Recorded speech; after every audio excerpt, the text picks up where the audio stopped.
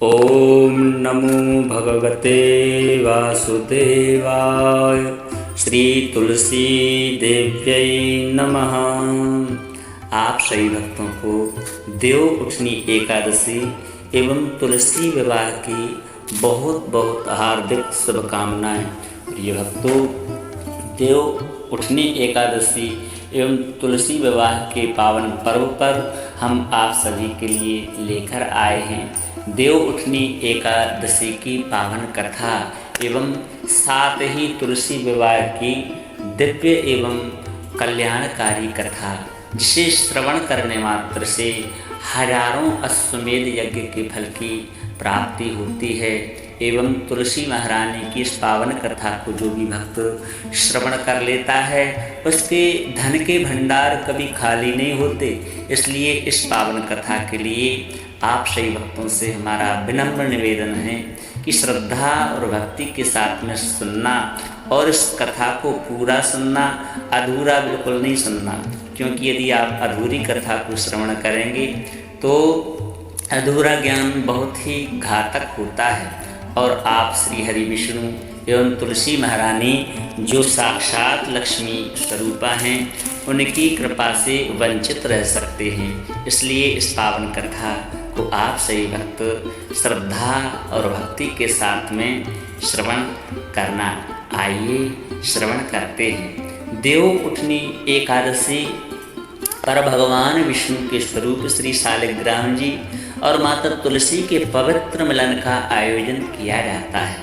आप सभी जानते हैं, जिससे संपूर्ण सृष्टि में खुशियों की लहर छा जाती है।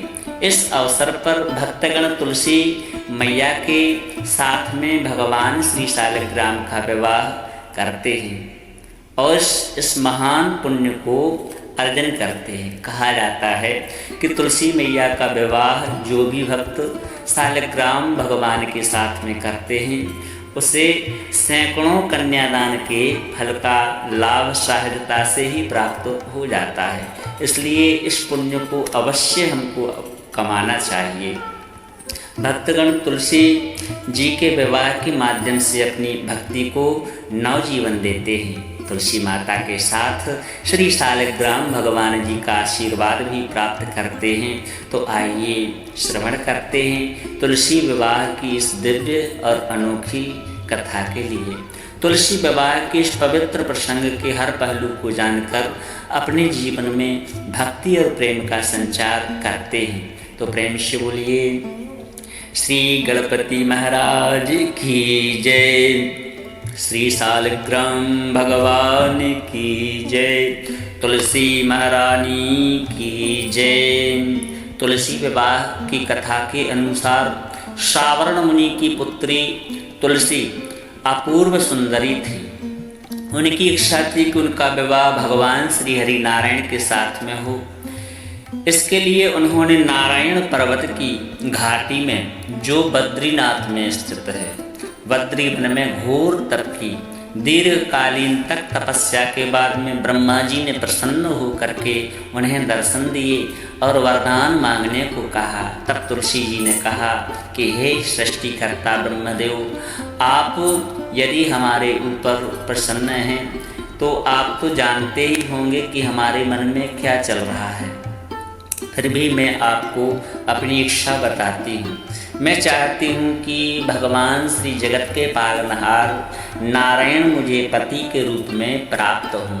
तब ब्रह्मा जी ने कहा कि तुम्हारा मनोरथ अभीष्ट तुम्हें अवश्य ही मिलेगा, क्योंकि तुमने इतना तप किया है और तप का फल कभी झुटलाया नहीं जा सकता, वो तो मिल करके ही रहता है। अपने पूर्व जन्म में किसी अपराध के कारण तुम्हें श्राप मिला है। इसी कारण से भगवान श्री नारायण के एक पार्षद को भी दानव कुल में जन्म लेने का श्राप मिला है।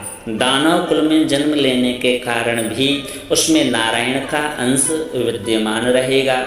इसलिए इस जन्म में पूर्व जन्म के पाप के शमन के लिए संपूर्ण नारायण तो नहीं पर नारायण के ही अंश से युक्त दानव कुल में जन्मे उस शापग्रस्त भगवान श्री हरि के पार्षद से ही तुम्हारा विवाह होगा। और शाप मुक्त होने के बाद में भगवान श्री हरि नारायण सदा सर्वदा के लिए तुम्हें पति के रूप में प्राप्त हो जाएंगे। तुलसी जी ने श्री ब्रह्मा जी के इस वरदान को स्वीकार कर लिया, क्योंकि मानव कुल में जन्म के कारण उन्हें मायावी भोग तो भोगना ही था। अब तुलसी बद्री वन में ही रहने लगी। नारायण का वह पार्षद दानव कुल में शंखचूड़ के नाम से प्रकट हुआ। कुछ समय के बाद में वह भ्रमण करता हुआ बद्रीवन में आया। यहाँ तुलसी जी को देखते ही वह उन पर मुग्ध हो गया। तुलसी जी के सामने उसने अपने साथ विवाह करने का प्रस्ताव रखा। इतने में ही ब्रह्मा जी वहाँ आ गए और तुलसी जी से कहा कि तुलसी, शंखचूर्ण को देखो, कैसा दिव्य लग रहा है। इसका स्वरूप दानव कुल में जन्म लेने के बाद भी यह साक्षात देवताओं के समान है। इसमें श्री हरि विष्णु के गुण विद्यमान नजर आते हैं। इसके शरीर में नारायण का वास है, हमें तो ऐसा लगता है।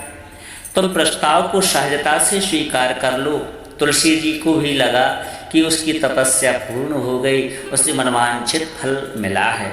इस प्रकार शंखचूड़ के साथ में उसका गंधर्व विवाह हो गया और शंखचूड़ के साथ में उनकी पत्नी बन करके महल में आ गई।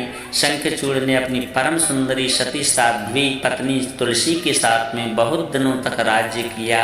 उसने अपने राज्य का इतना विस्तार कर लिया कि देवलोक तक उसके अधिकार में आ गए। स्वर्ग का सुख भोगने वाले देवताओं की दशा अब दयनीय हो गई। शंखचूड़ किसी को कष्ट नहीं देता था, पर अधिकार और राज छिन जाने से देवता नाराज थे। सब देवता मिलकर के ब्रह्मा, विष्णु और शिव जी की सभा में गए तथा अपनी विपत्ति सुनाई। तब ब्रह्मा जी ने कहा कि तुलसी परम साध्वी है, उनका विवाह शंखचूड़ से मैंने ही कराया था। शंखचूड़ को जब तक नहीं हराया जा सकता, ना ही मारा जा सकता, जब तक तुलसी को छला ना जाए, क्योंकि तुलसी के पतिव्रत धर्म के कारण से, तुलसी के पतिव्रत धर्म का कवच उसने धारण किया है और जब तक यह कवच उसके पास में रहेगा उसका कोई बाल भी बाका नहीं कर सकता। तब भगवान श्री हरि विष्णु ने कहा कि शंखचूर्ण पूर्व जन्म में मेरा ही तो पार्षद था। शाप के कारण से उसे दैत्य कुल में जन्म लेना पड़ा। अब इस जन्म में भी मेरा अंश उसमें व्याप्त है। साथ ही तुलसी के पतिव्रत धर्म से वह अजेय भी है। फिर देवताओं की सहमति से भगवान शिव ने शंखचूर्ण के पास संदेश भिजवाया कि यह तो वह देवताओं का राज्य लौटा दे या फिर उनसे युद्ध करे। शंखचूर्ण भगवान भोलेनाथ के पास में पहुंचा और उसने कहा कि हे देवादिदेव, आपके लिए देवताओं का पक्ष लेना उचित नहीं है। राज्य का विस्तार करना तो हर राजा का कर्तव्य होता है और मैं किसी को दुख भी तो नहीं पहुंचा रहा। आप देवताओं से कहिए कि वे मेरी प्रजा बन करके रहें। मैंने अपना भी कोई अपकार नहीं किया, हमारा आपका युद्ध शोभा नहीं देगा। इस प्रकार शंखचूड़ ने कहा और कहा कि इस युद्ध में यदि आप हार गए तो यह तो बड़ी लज्जा की बात हो गई।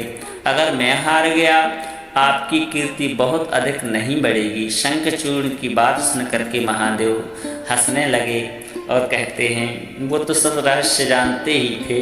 तुलसी और शंखचूड़ के पूर्व जन्म के शाप की अवधि अब लगभग समाप्त हो चुकी थी।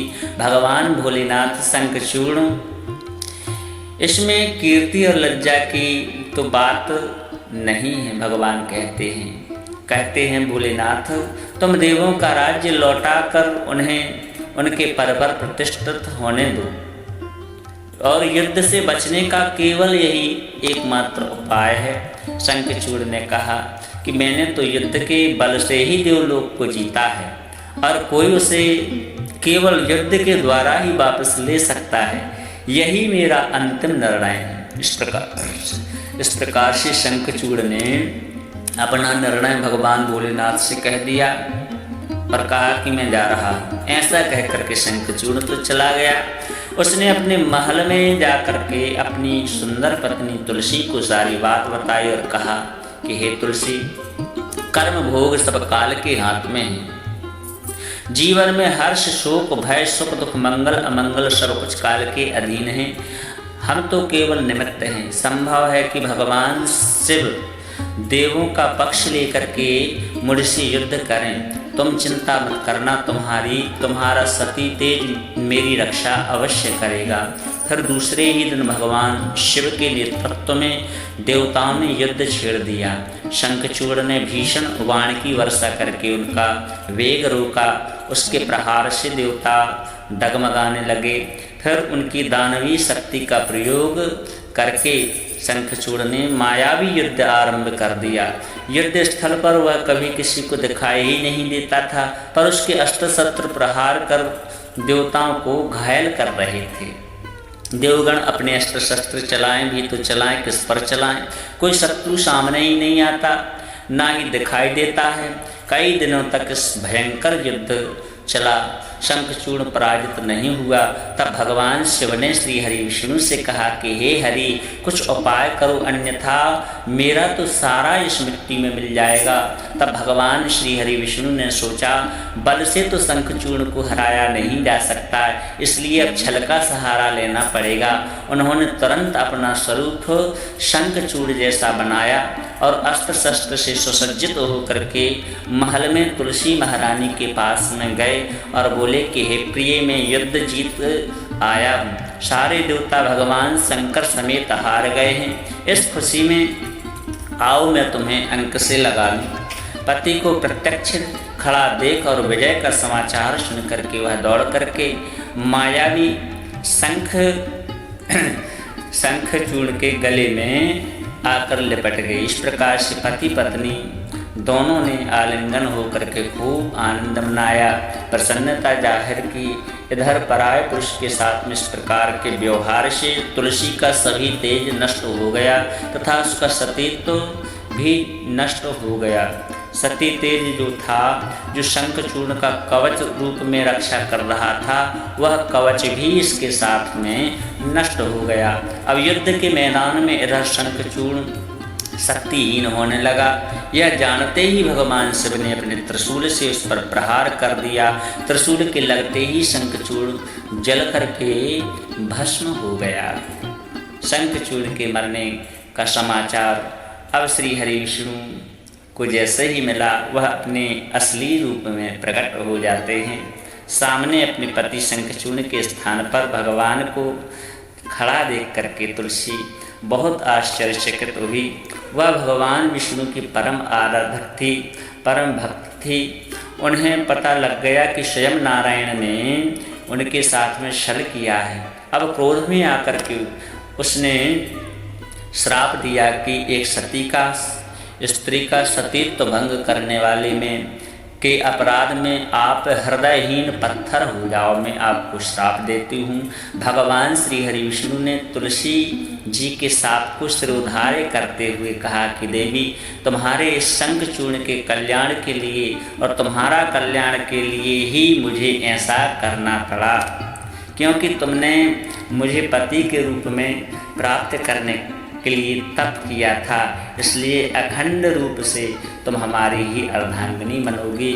और मैं पत्थर यदि बन भी जाता हूँ तो जब तक तुलसी मेरे ऊपर नहीं चढ़ाई जाएगी, मेरे शर्म का दर्द कभी समाप्त नहीं होगा। इसीलिए तभी से तुलसी भगवान श्री हरि विष्णु को जो शालिग्राम का विग्रह है, उनके लिए तुलसी चढ़ाई जाती है। भगवान की अपार प्रसन्नता होती है और ऐसे भक्त की हर मुराद भगवान पूर्ण करते हैं। भगवान श्री हरि विष्णु कहते हैं कि देवी, तुम्हारे शंखचूड़ के कल्याण के लिए हमने ऐसा किया है। तुम दोनों को शाप मुक्त करना था। तुम भी अब शरीर त्याग करके तुलसी विरवा के रूप में जन्म लोगी। अभी तो तुम स्त्री थी, लेकिन अब तुम्हारा जब शरीर नष्ट होगा तो तुलसी के विरवा के रूप में तुम जन्म लोगी और मेरी पूजा तुलसी दल से ही होगी। मैं शालिग्राम पत्थर बन करके मेरे शीश पर तुम सदैव आदर से विराजमान रहोगी। तुम्हारे पति की हड्डियों के चूर्ण से शंख की उत्पत्ति होगी और शंख की ध्वनि से ही देवताओं की और मेरी आराधना की जाएगी। शंख ध्वनि जहाँ जहाँ होगी वहाँ सभी प्रकार के बुरे विचार और नकारात्मकता का नाश हो जाएगा और वहाँ मंगल ही मंगल होगा। तुमने पूर्व जन्म में बद्रीवन में मुझे पाने के लिए तप किया था। अब अगले जन्म में मैं नारायण प्रस्तर के रूप में बद्रीवन में स्थापित रहूँगा और मेरी पूजा अर्चना फल फूल से ना हो करके तुलसी के दल से होगी। मेरे शीश पर विराजमान हो करके तुम हमसे भी ऊंचा पद पाओगी और मेरा भोग भी तुम्हारे बिना स्वीकार नहीं होगा। तो इस प्रकार से थी देवउठनी एकादशी की पावन कथा और तुलसी विवाह की कथा। देखिए भक्तों, देवउठनी एकादशी के दिन भगवान श्री हरि विष्णु 4 महीना की योग निद्रा से भगवान श्री हरि विष्णु का जागरण होता है। उन्हें हम दिव्य मंत्रों के द्वारा जगाते हैं और जागने के बाद में रात्रि में तुलसी का विवाह श्री हरि विष्णु के साथ में करते हैं। भगवान श्री हरि विष्णु के लिए हम दिव्य मंत्रों से जागरण कराते हैं कि और भगवान श्री हरि विष्णु का शालग्राम के रूप में धूप दीप नैवेद्य से षोडशोपचार पूजन करते हैं। तुलसी माँ के लिए भी हम 16 श्रृंगार से सजाते हैं और सुंदर तुलसी और शालग्राम भगवान का पाणी ग्रहण संस्कार करते हैं। तुलसी को साक्षात लक्ष्मी का स्वरूप और भगवान श्री नारायण के लिए हम लोग तुलसी का कन्यादान करते हैं। तुलसी के साथ में जो शालग्राम भगवान का कन्यादान करता है उसे कई कन्यादान के फल की प्राप्ति होती है। जिस प्रकार से थी तुलसी शालग्राम भगवान की परम सुंदर कथा। इस पावन कथा को नित्य जो श्रवण करते हैं उसके संपूर्ण मनोरथ सिद्ध हो जाते हैं। उसके ऊपर तुलसी जी की कृपा बरसती है। साथ में तुलसी जो है लक्ष्मी का स्वरूप होती है। उसके घर में कभी धन धान्य की कमी नहीं रहती है। साथ ही जगत के पालनहार श्री हरि विष्णु की कृपा का वह भक्त पात्र हो जाता है। तुलसी की इस प्रकार से अनोखी महिमा है। तो इस कथा यदि अच्छी लगी हो तो वीडियो को दिल से लाइक करें, साथ ही चैनल को सब्सक्राइब करें और कमेंट में जय श्री लक्ष्मी नारायण, जय तुलसी महारानी अवश्य लिखें।